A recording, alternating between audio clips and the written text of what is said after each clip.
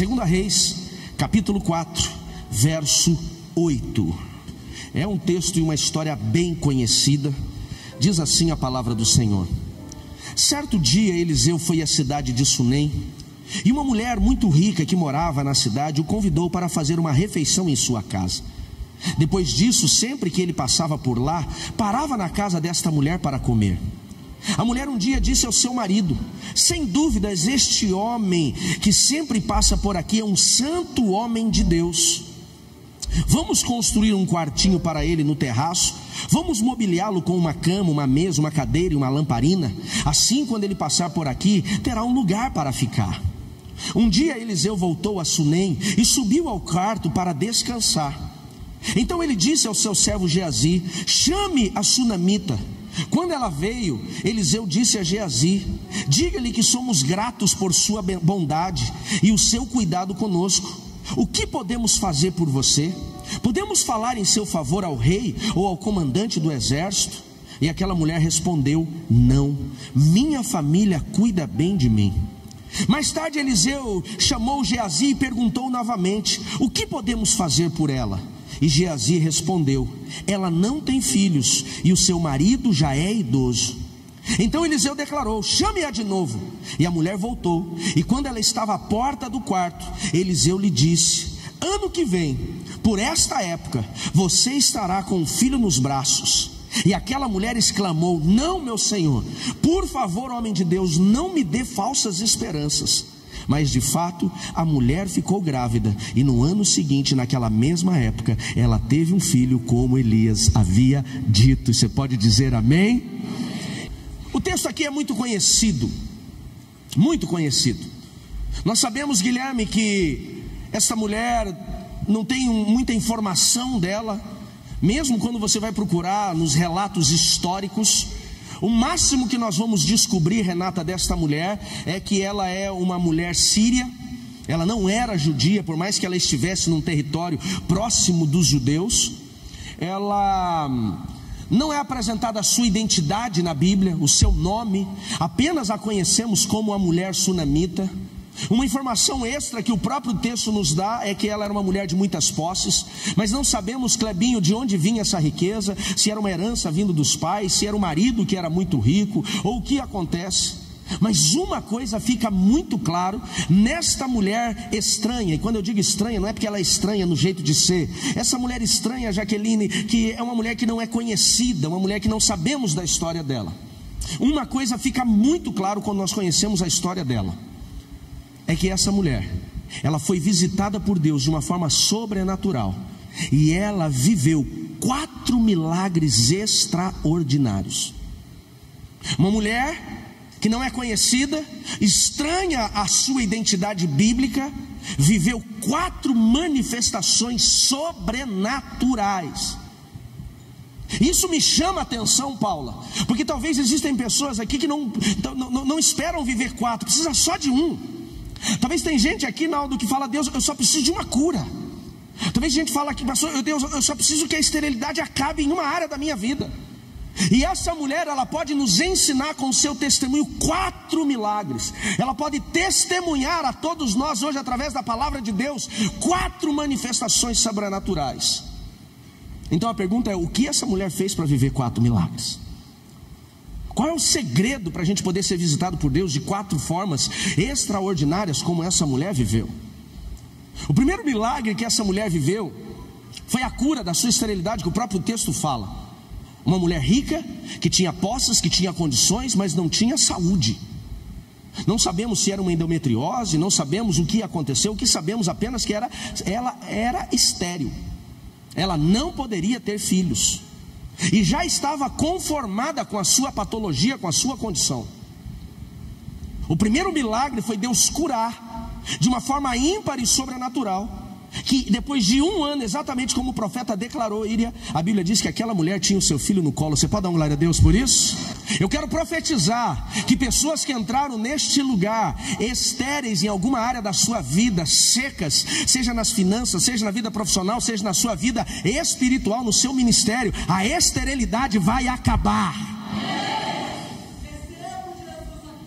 Isso aí, Andréia, recebe sozinha quando você não recebe, viu? Ela vai pegando de todo mundo. Segundo milagre que a mulher sunamita ela recebe, depois de alguns anos dela viver este sobrenatural da sua madre ser liberada, Sara, a Bíblia diz que um dia o pai levou o menino para a colheita. Provavelmente Paulinho, num dia de um sol muito alto, estamos falando do território árabe, estamos falando, Hugo, de um lugar muito quente, passando de 45 graus, e não sabemos se esse menino teve uma isquemia cerebral, não sabemos se esse menino teve uma insolação. A única coisa que o texto diz é que esse menino acaba passando mal lá na colheita, trazido para casa, e ele falece, ele morre. O milagre vai embora.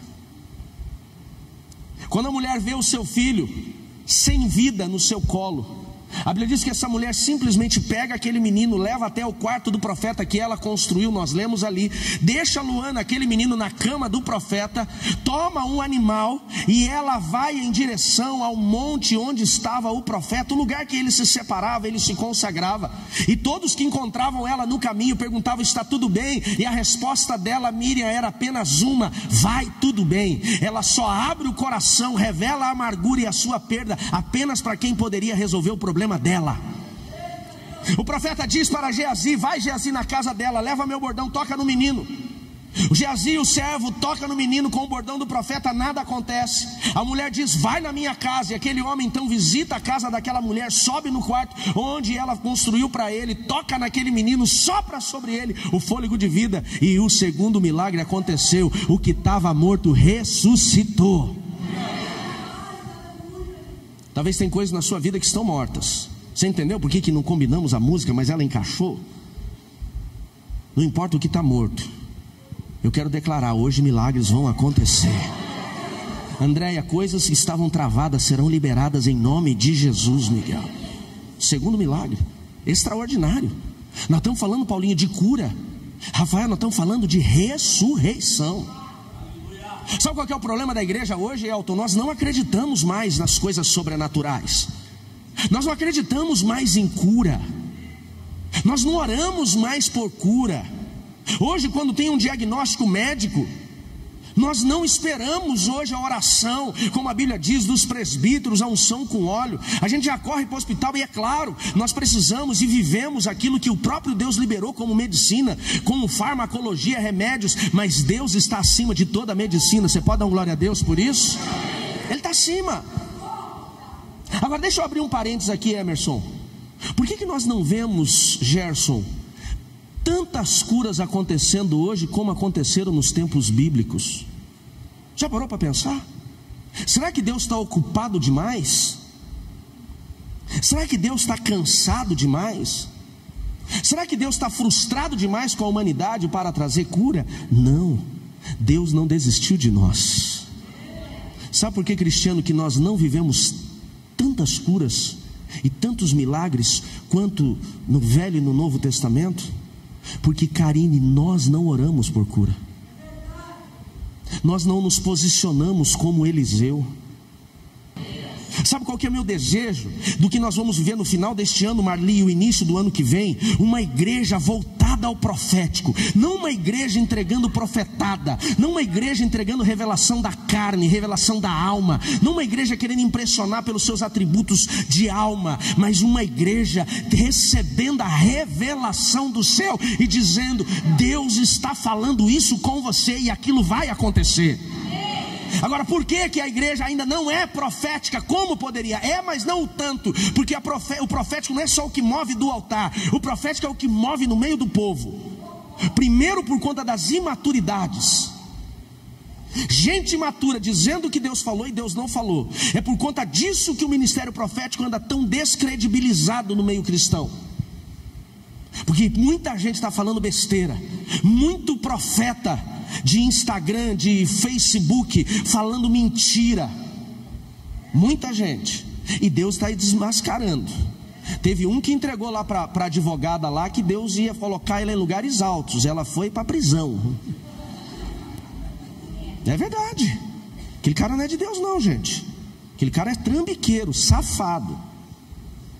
É safado. Cuidado com isso. Mas Deus quer levantar uma igreja séria. Amém, queridos? Outra forma que eu vejo Deus mover, que eu entendo que Deus quer mover através de nós, uma igreja cheia do poder de Deus, que quando ela impor as mãos sobre os enfermos, eles serão curados. É você isso, só eu. Vai acabar esse negócio de alguém falar assim, eu estou com uma dor de cabeça, e falar, eu tenho um paracetamol aqui. Quando alguém disser, eu estou com uma enxaqueca terrível, você fala, eu tenho um remédio aqui. Ele fala, qual é? Você fala, oração.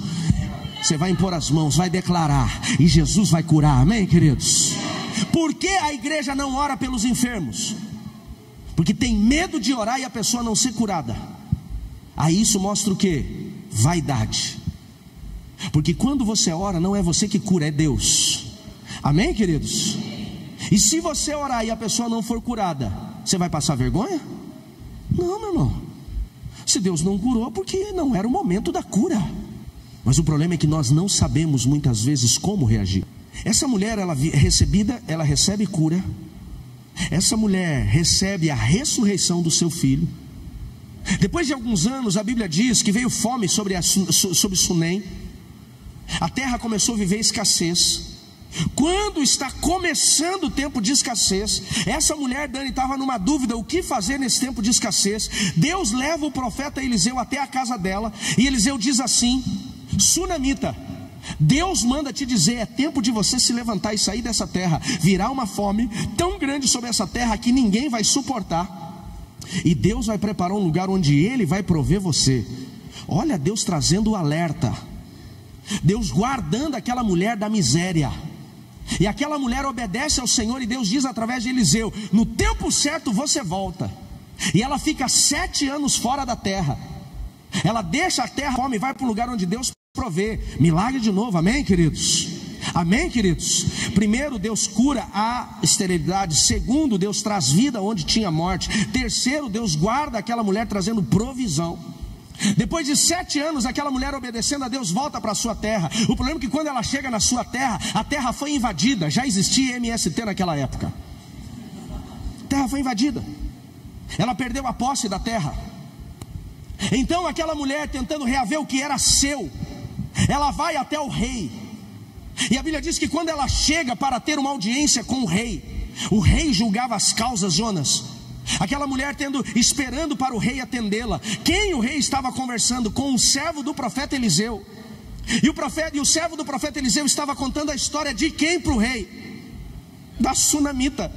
Ele falava assim, me fale mais milagres do profeta. E ele falou, rapaz, tinha uma época aqui na tua terra, aqui mesmo, de uma mulher que ela não podia ter filhos, e o profeta liberou uma palavra, e Deus liberou a madre dela, e aquela mulher, ela foi curada da esterilidade, e ela teve um filho, em 1 ano exatamente, ela estava com o filho no colo.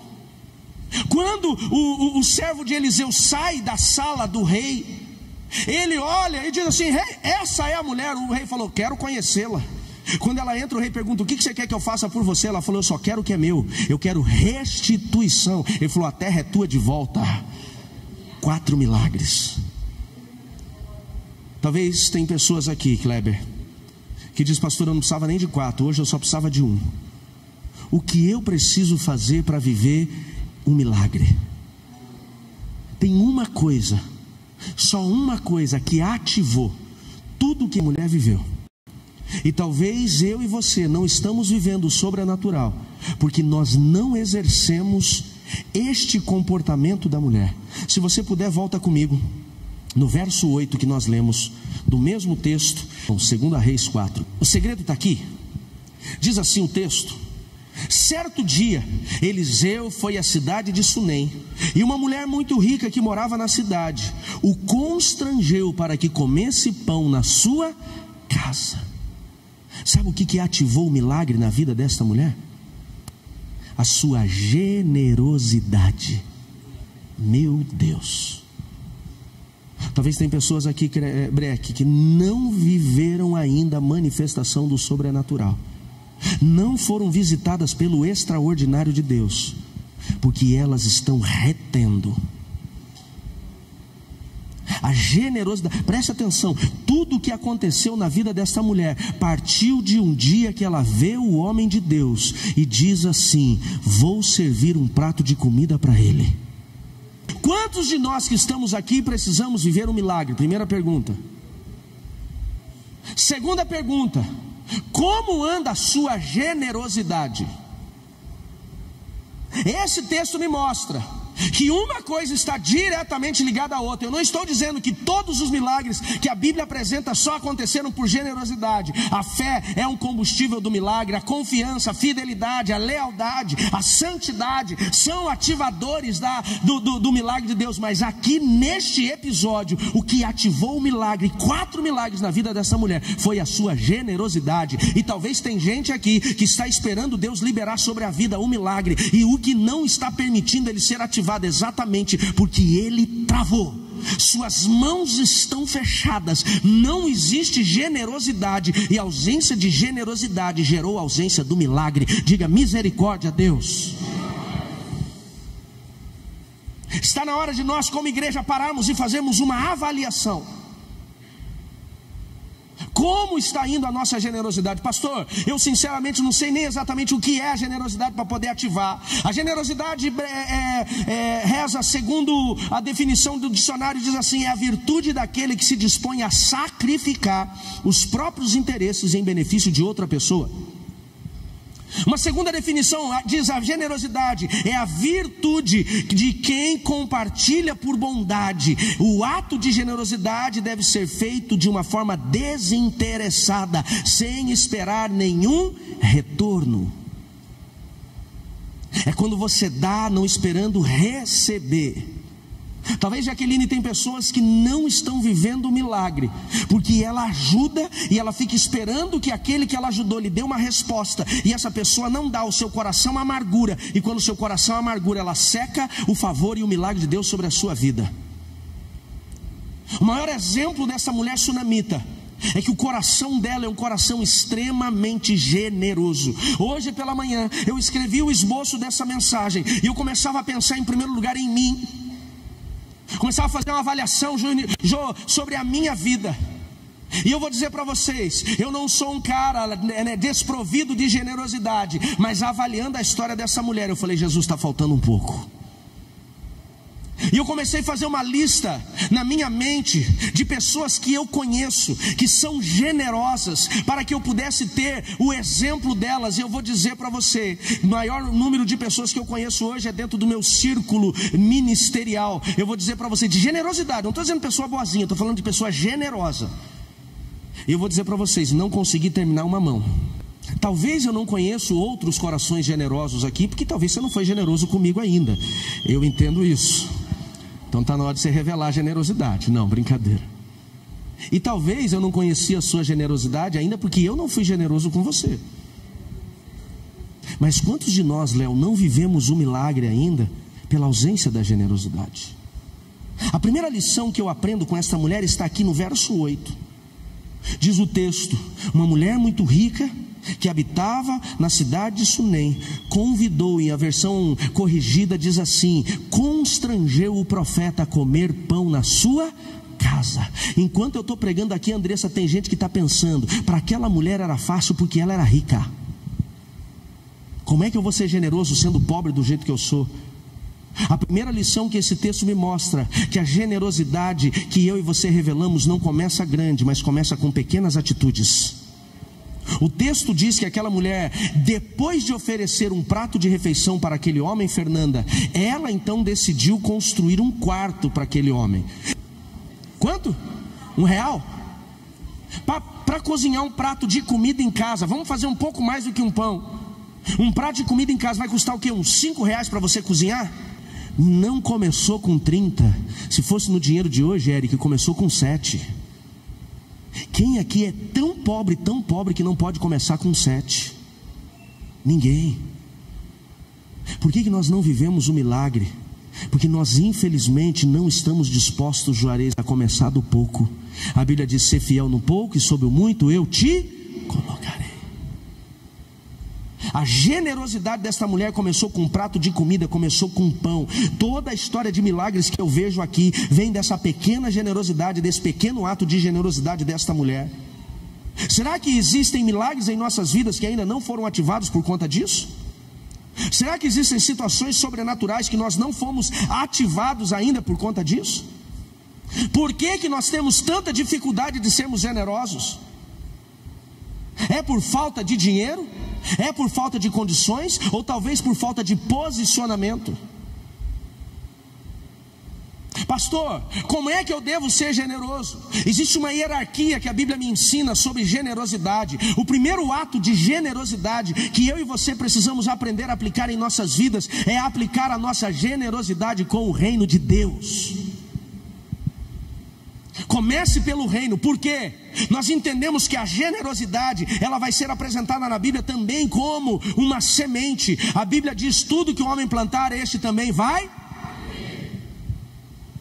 E se você vai lançar uma semente, qual é a primeira avaliação que você precisa fazer na hora da semeadura? Qual é? O solo, a terra. Não adianta você ter a melhor semente do mundo se o solo for ruim. Jesus, quando conta a parábola do semeador, ele diz: aquele semeador saiu para lançar sementes. 25%, um quarto das sementes caíram onde? Um quarto das sementes caíram no terreno pedregoso, não deu frutos. Uma outra parte caiu na terra seca, não deu frutos. Uma outra parte caiu na beira do caminho, os passarinhos comeram, não deu frutos. Só teve uma parte da semente, um quarto, que caiu em terra boa, e ela deu muito fruto. A minha e a sua generosidade precisa ser avaliada em primeiro lugar pelo solo. Tem muita gente que se diz generoso, mas está sendo generoso do jeito errado, dando para quem é solo ruim. Cuidado. Por que o reino de Deus é o primeiro, na hierarquia, é a primeira fase da generosidade? Porque o reino de Deus é solo bom, amém, queridos? Solo bom. Outra coisa, generosidade não se fala só de dinheiro. Generosidade, Alexandre, fala de tempo. Tem muita gente que diz: eu não tenho dinheiro, mas tem tempo de sobra, e não é generoso. Tem milagres, Luciano, que ainda não aconteceram na minha e na vida de muitos aqui. Por quê? Porque nós estamos retendo a moeda mais poderosa que está na nossa mão, que é o tempo. Quantos de nós aqui tiramos uma vez por mês para visitar hospitais e orar pelos enfermos? Eu quero ser usado por Deus. Você não vai ser usado por Deus só folhando o teu Instagram. Desculpa. No mínimo, você tem que pelo menos fazer uma oração e mandar.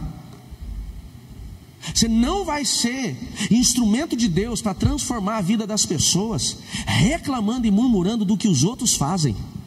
Generosidade de tempo. Generosidade com o reino. Segundo, seja generoso com a sua família.